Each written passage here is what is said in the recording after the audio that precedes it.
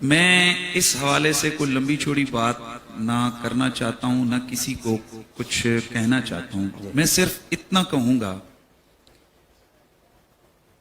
کہ ابو طالب وہ ہے جس نے نبی یعنی نبوت اور صاحب نبوت کو سنبھال کے امت کے حوالے کیا. واہ واہ واہ واہ واہ واہ.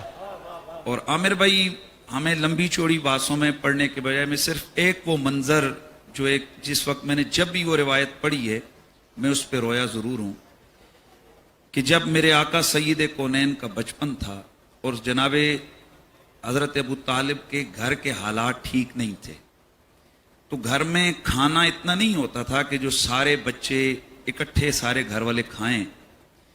تو میں چاہوں گا کہ یہ اس روایت کا مزہ تب آئے گا جب میں پریکٹیکل کر کے آپ کو وہ حدیث کا منع اس روایت کا جو ہے نا وہ میں آپ کو منظر بتاؤں گا. سب سے پہلے کھانا جناب ابو طالب ہمارے آقا کے سامنے رکھتے جبکہ حضور بچپن میں تھے. اب آپ کے جو دوسرے چھوٹے بچے تھے، آپ کو پتا ہے کہ صبح صبح بھوک لگی ہو تو ہر بچہ چاہتا ہے کہ پہلے میں کھاؤں.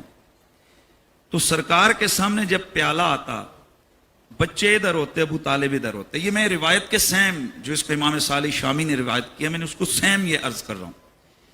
حضور کے سامنے رکھ کر کہتے کہ میرے پیارے محمد کھاؤ.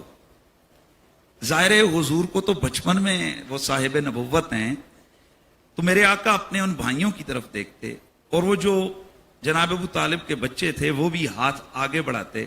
وہ منظر میں آپ کو نہیں بتا سکتا، ہاتھ آگے ہوتا، باپ جو ہے وہ بچوں کے بیچ میں منظر بتاؤں گا.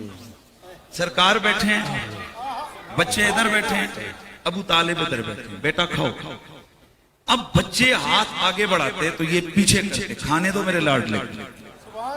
اور اگلا جو منظر ہے کہ بعض اوقات ایسا ہوتا کہ یوں بچوں کے آگے بیٹھتے اور سرکار سے عرض کرتے کہ آپ کھائیں.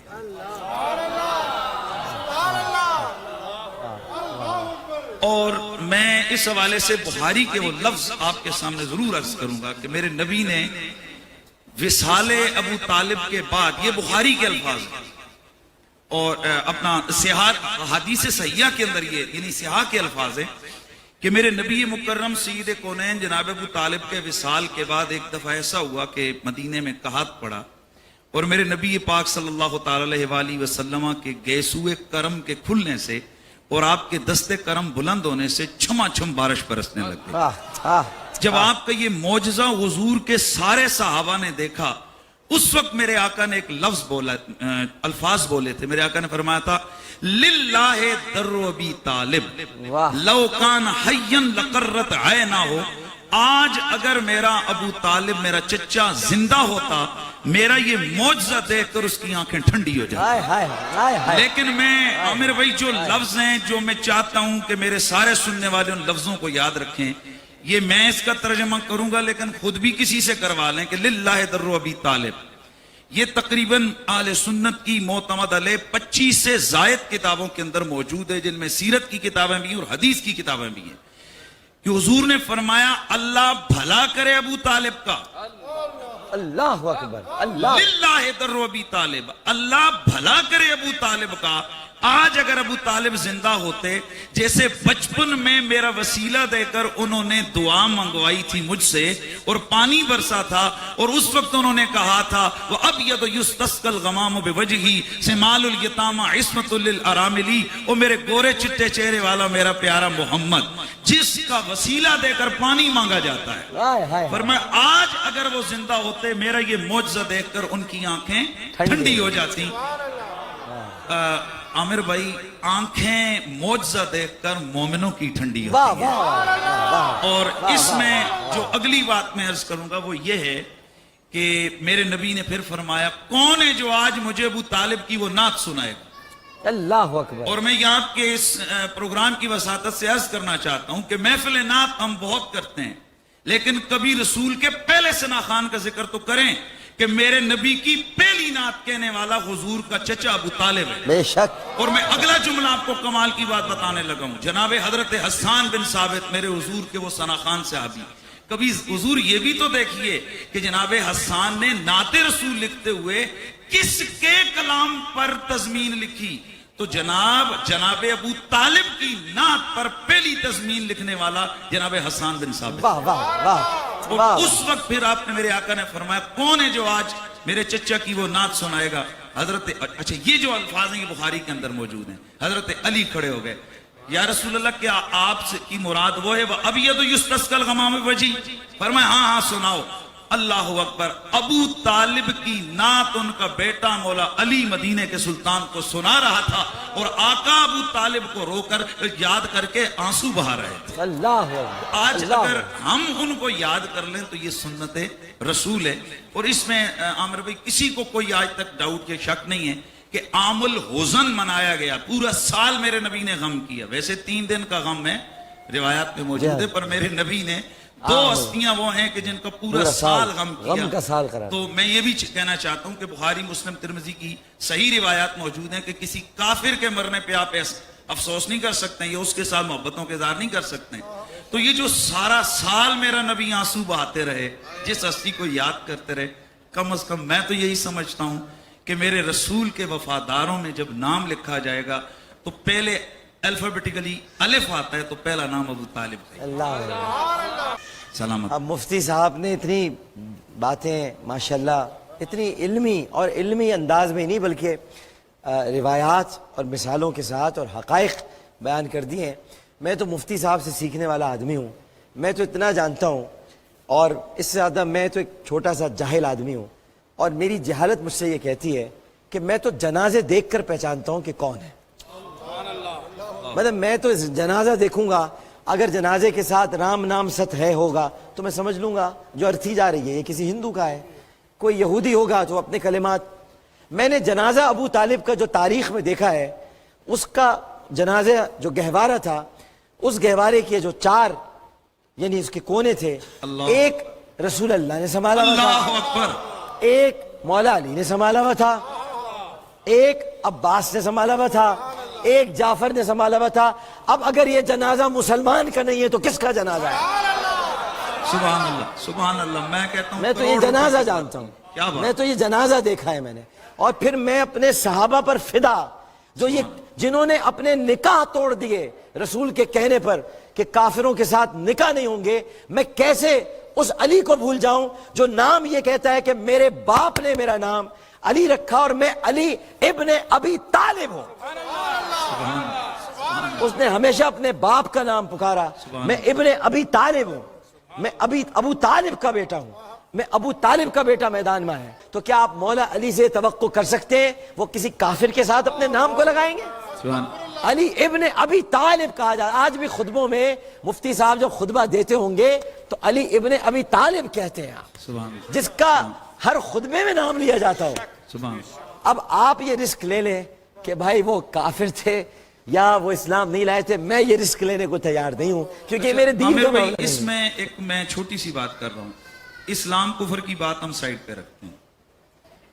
اس میں جو جتنے بھی مکاتب فکر کے لوگ ہیں اور اس پہ نصوص موجود ہیں کہ جناب ابو طالب محبوب رسول تھے. بے شک. یعنی اس میں ابھی اب حوالے چونکہ پروگرام کی وہ ہے, میں اپنے جب جلسے کرتا ہوں تو اس میں لگاتار حوالے دیتا ہوں, میری یہ فیلڈ ہے. یہ میں اس بات کے اوپر تقریباً میں میرے رجسٹر میں 70 سے زیادہ کتابوں کے حوالے میں نے رکھے ہوئے ہیں لکھ کے کہ اللہ کے نبی نے حضرت ابو طالب سے پیار کیا. اور وہ جو شان نزول آتا ہے انک لا تہدی من احببت, اے نبی آپ اس کو ہدایت نہیں دے سکتے جو آپ کے پیارے ہیں. اس کا شان نزول کیا ہے؟ لیکن جن لوگوں نے کہا کہ ابو طالب مراد ہے تو علامہ علوسی فرماتے ہیں کہ یہ تو ثابت ہو گیا کہ ابو طالب محبوب رسول ہے. میں تمام کائنات کے لوگوں کو مخاطب ہو کر یہ عرض کرتا ہوں کہ ہمارا یہ دعوے اور بالخصوص آل ایمان اور آل محبت سے میں مخاطب ہوں. میں یہ سوال پوچھتا ہوں کہ ہمارا یہ ایمان اور تقاضا ہے. عامر بھائی ہم ہزاروں گناہ کرتے ہیں, اللہ کی قسم ہمیں مدینے والے آقا کی شفاعت کا سہارا ہے, اور ہم کہتے ہیں اوے ہم حضور کے غلام ہیں, ہم حضور سے پیار کرتے ہیں, ہمارا بھلا ہو جائے گا. میں سوال کرتا ہوں کہ جب محب رسول جو حضور سے پیار کرنے والا ہو وہ جہنم میں نہیں جا سکتا, یہ ہم سارے کہتے ہیں, اور جس سے رسول پیار کرتا رہے اس کے بارے میں کیا کہیں؟ واہ واہ واہ واہ واہ واہ واہ واہ.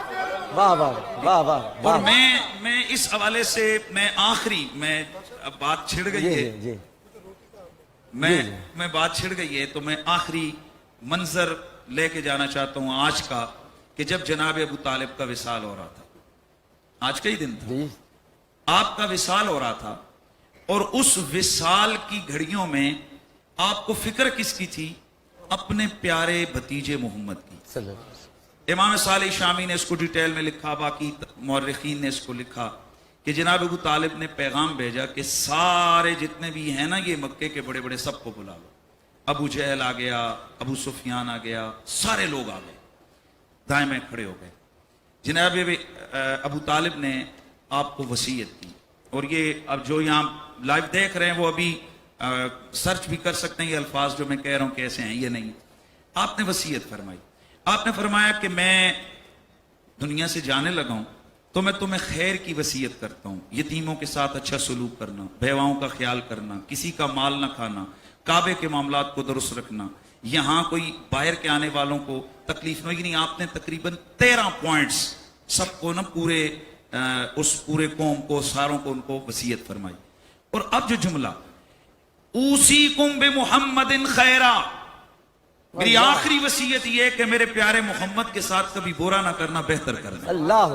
اللہ اگلے جو جملے اللہ یہ جو کچھ میں نے تمہیں یہ اچھائیوں کی ترغیب دی ہے یہ درجہ بدرجہ اتم یہ ساری خوبیاں میرے محمد میں پائی جاتی ہیں اللہ اچھا اب جس وقت یہ بات ہوئی تو جناب ابو طالب حضور سے مخاطب ہوئے اے میرے بھتیجے آپ بھی ان کا خیال رکھنا میرے نبی نے فرمایا چچا یہ آخری گھڑیاں ہیں تو کیا میں ایسا کلمہ ان کے اور آپ نے بیچ میں نہ رکھ دوں کہ یہ اختیار کر لیں تو ساری دنیا کی بادشاہت ان کو مل جائے ابو سفیان بولا تجھ پہ میرا باپ قربان وہ ایک نہیں تو 10 باتیں بول میرے نبی نے فرمایا وہ ایک یہ ہے کہ ان تشہد اللہ الہ الا اللہ وان محمدن عبدہ ورسولہ وان تترک عبادک وان تترک اصنامک کہ میں ایک ہی بات کرتا ہوں کہ اللہ کے سوا کوئی عبادت کے لائق نہیں اور میں محمد اللہ کا رسول ہوں اور یہ کہ تو جتنے بھی یہ جو تم نے جھوٹے خدا بنائے ان کو تو چھوڑ وہ چیخنے لگا کہنے لگا کہ یہ کیا ہوا یہ کیا ہوا یہ کیا ہوا ابو طالب دیکھو یہ کیا کہ پھر وہی بات کر دی اب فیصلہ کرنا تھا عامر بھائی آخری گھڑیاں ہیں فیصلہ کرنا تھا ابو طالب نے میرے آقا خاموش ہو گئے کہ کہیں میرے چچے کا دل ظاہر ہے ادھر ادھر سے باتیں شروع ہو گئی یہ کیا شور شروع ہو گیا حضور خاموش ہو گئے کہ کہیں میرے چچا کو تکلیف ہوئی ہے ان معاملات سے تو جناب حضرت ابو طالب نے میرے نبی کے چہرے پہ دیکھ کے فرمایا میرے بیٹے تو نے ان کو غلط بات کی دعوت تو نہیں دی ہے خدا کی قسم تو نے صحیح بات کی دعوت دی اور جو آخری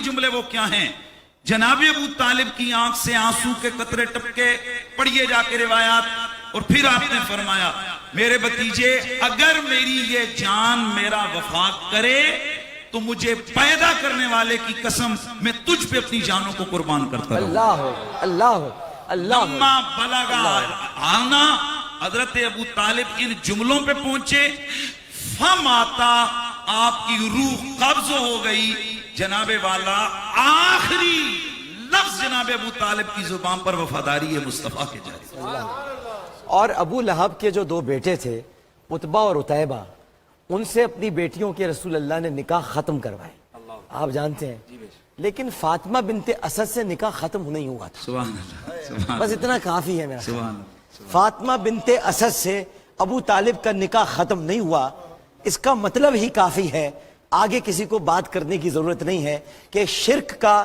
اسلام کے ساتھ کوئی تعلق نہیں لہٰذا عتبہ اور عتیبہ جو کہ نکاح میں آ چکی تھی دونوں بیٹیاں آپ نے نکاح ختم کرائے ابو لہب کے بیٹوں سے کہ وہ اسلام نہیں لا رہے تھے اور فاطمہ بنت اسد مولا علی کی جو ماں تھیں ان کا نکاح ابو طالب سے ختم نہیں ہوا وہ ایمان لے کر آئی تھی باقاعدہ اعلان کر کے نکاح ختم نہیں ہوا تو بس اب باقی باتیں انسان خود سمجھے کہ کون اسلام پر قائم تھا